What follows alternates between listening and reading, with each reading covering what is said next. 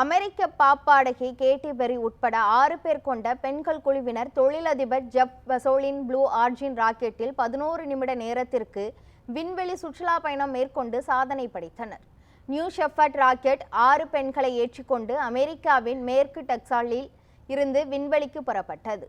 பாடகி கேட்டி பெர்ரியுடன் தொழிலதிபர் ஜெஃப் பெசோஸின் காதலி லாரன் சென்சஸ் மற்றும் CBS தொலைக்காட்சியின் தொகுப்பாளர் கேல் கிங், நாசாவின் ராக்கெட் விஞ்ஞானி ஆயிஷா போவே, மனித உரிமை ஆர்வலர் அமாண்டா இங்குபியன் மற்றும் திரைப்பட தயாரிப்பாளர் கெரியன் ஃபிலின் ஆகியோர் விண்வெளிக்கு சென்றனர். ஜெஃப் பெசோஸின் ப்ளூ ஆரிஜின் நிறுவனம் இந்த விண்வெளி பயணத்திற்கு ஏற்பாடு செய்தது. 11 நிமிட விண்வெளி பயணத்தை இவர்கள் மேற்கொண்டனர். இந்த விண்கலம் 6 பெண்களையும் பூமியின் வளிமண்டலத்துக்கு அப்பால் இருக்கும் கார்மன் எல்லைக்கோடு பகுதி வரை சென்றது.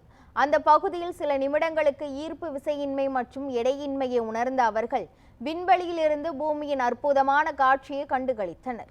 விண்வெளி பயணம் முடித்த பின்னர் விண்கலமானது பூமியின் வளிமண்டலத்திற்குள் நுழைந்து சாஃப்ட் லேண்டிங் முறையில் பாராசூட் உதவியுடன் தரையிறங்கியது.